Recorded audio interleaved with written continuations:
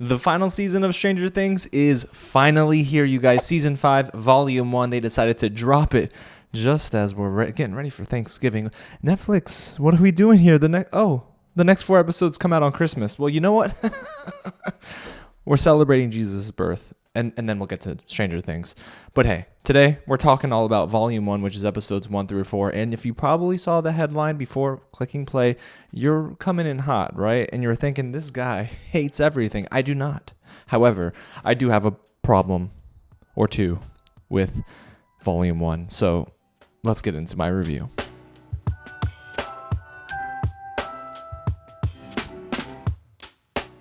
What's going on, you guys? James here with another real review, and today I'm giving you all of my spoiler-free thoughts on Stranger Things Season 5, Volume Number 1. That's episodes 1 through 4. They come in at like around an average runtime of like an hour and 5 minutes, hour and 10 minutes. But episode 4 is the longest. It is an hour and 29 minutes, you guys. That is a feature-length film, and it was worth it.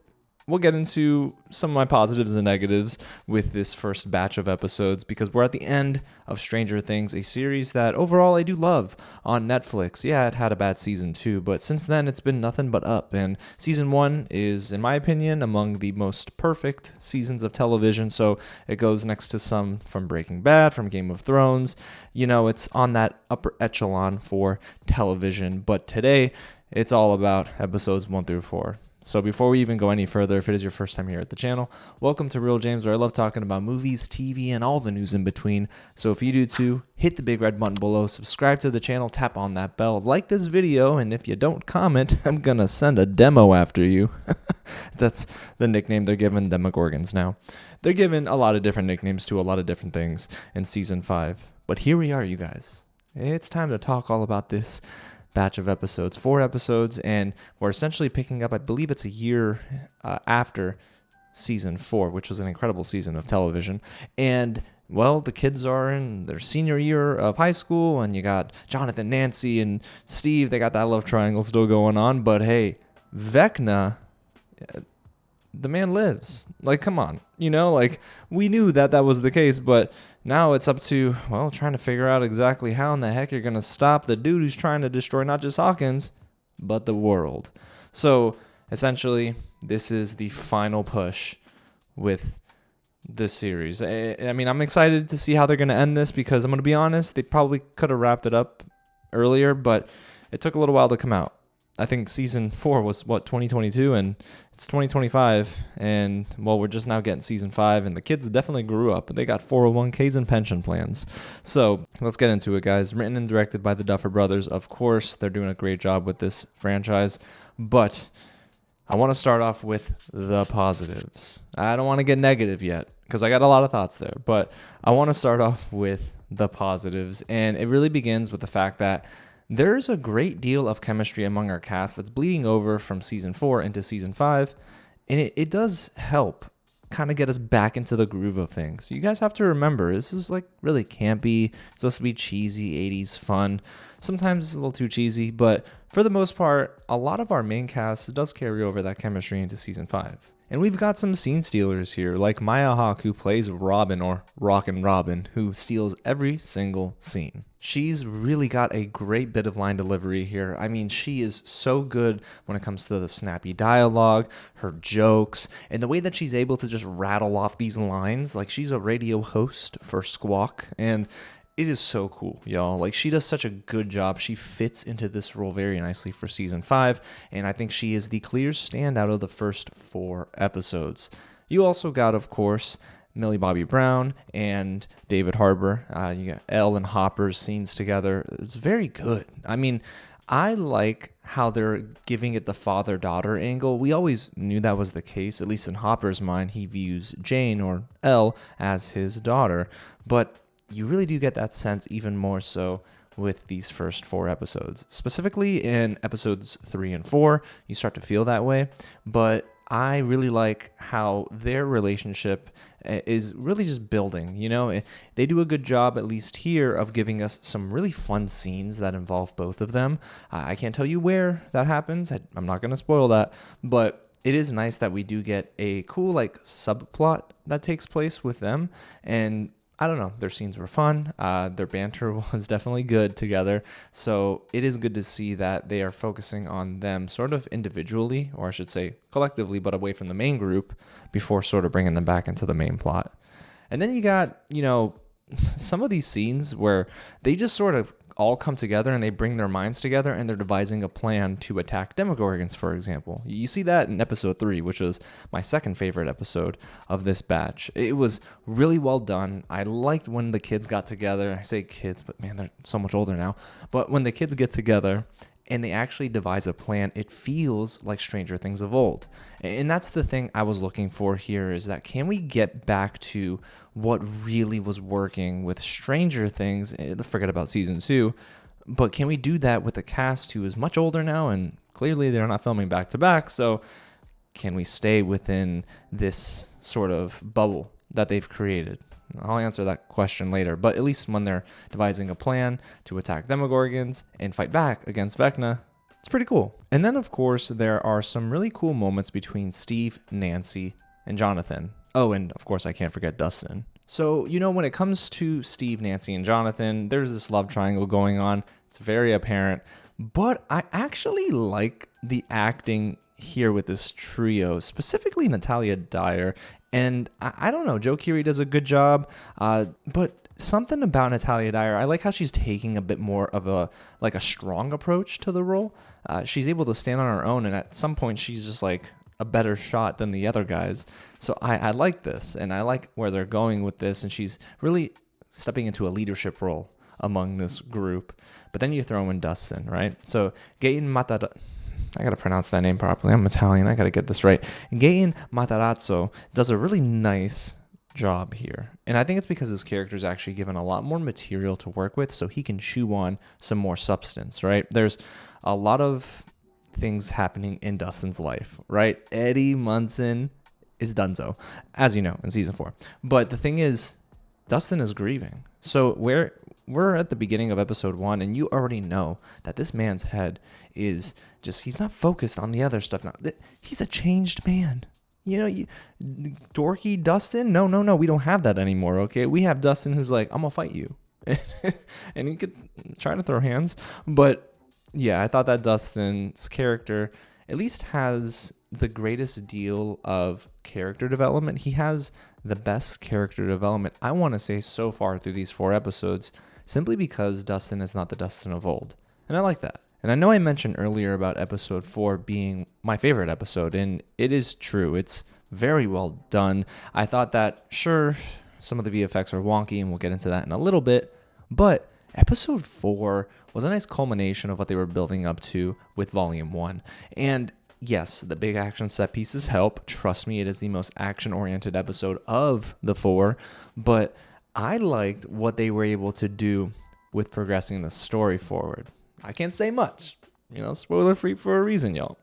But the way that they were able to progress the story was finally what I was looking for, because for a little while, I did feel like between episodes 2 and at the beginning of 3, for the most part, yeah, there were sprinkles of story progression, but I was largely wondering, okay, hey, we got 8 episodes here, Duffer Brothers, and the show's done.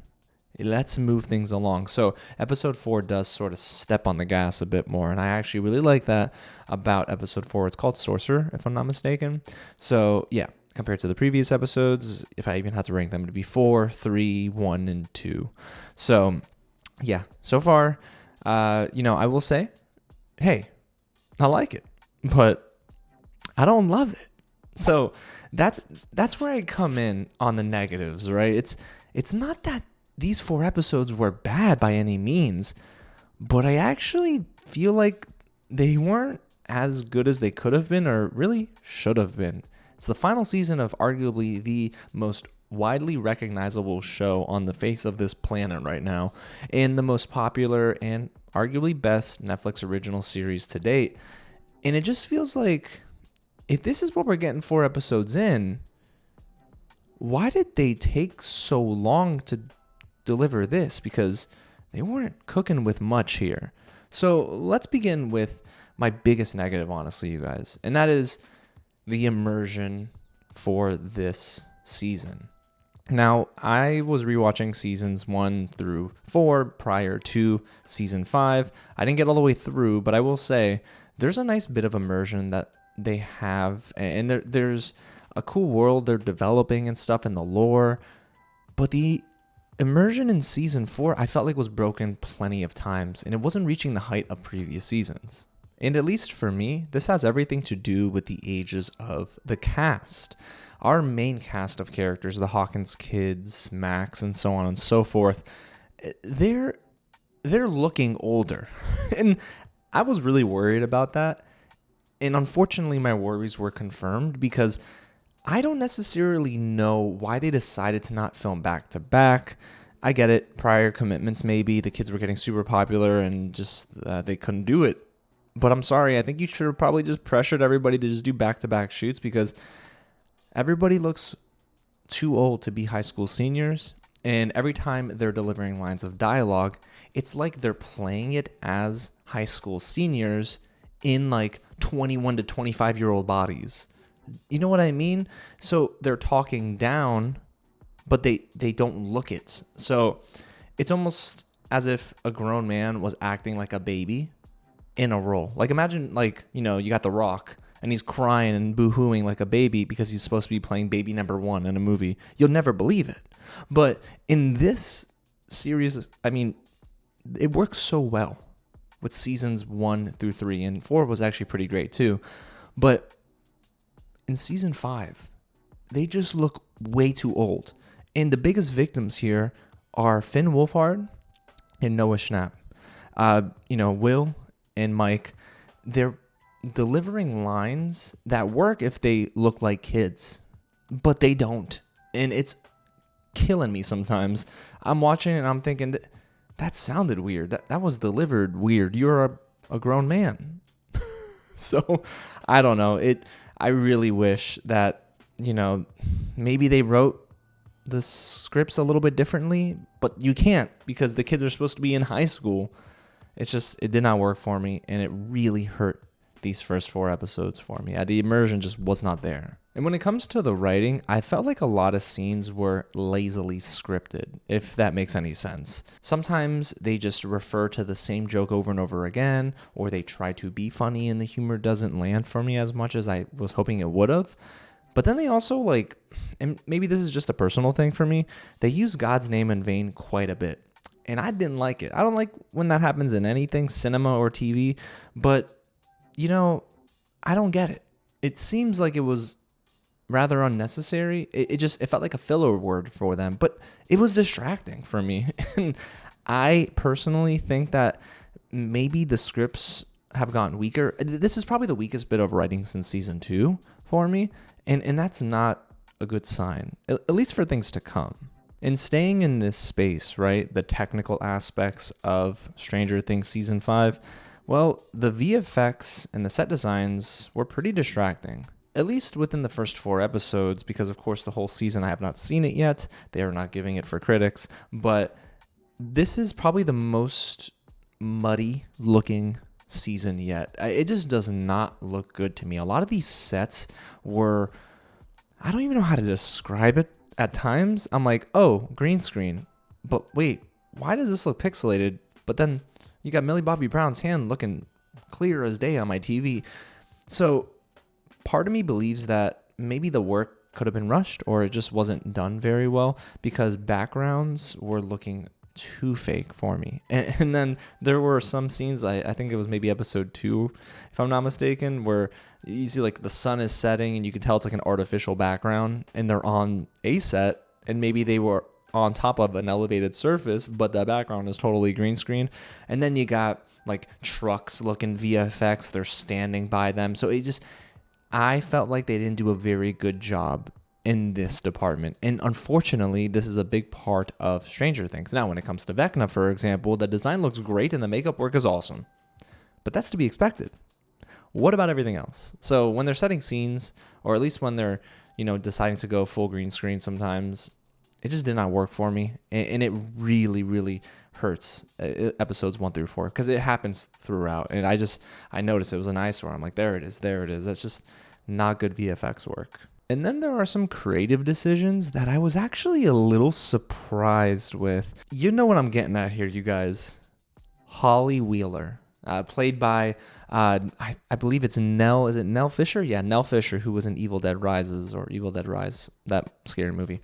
But there's a huge shift in focus on Holly. And it startled me, I'm not going to lie to you, because I'm thinking, did we just spend 30 minutes on Holly Wheeler? What is going on? This is a character you never heard about other than like side things or like in passing.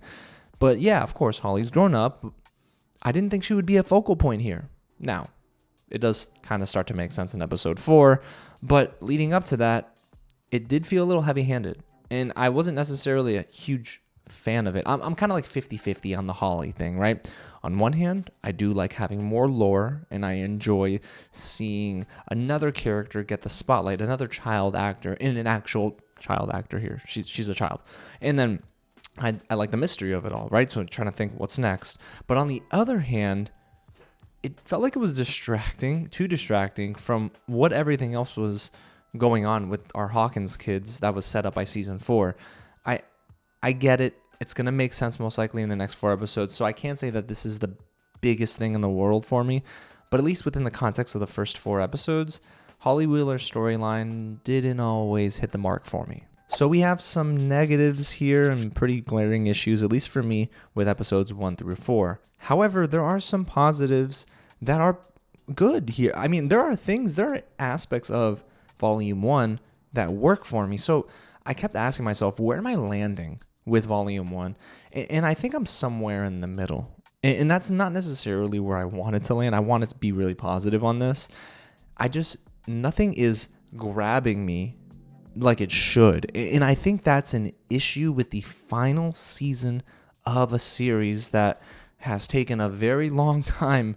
I mean, guys, this thing started in 2016, and we're 10 years later now, basically, and the kids are still in high school. So I feel like it should have been a series that maybe would have benefited from more back-to-back shooting schedules. And I say that because on a technical level, it just doesn't feel like this season so far is not living up just to the hype, but it doesn't feel like a finale.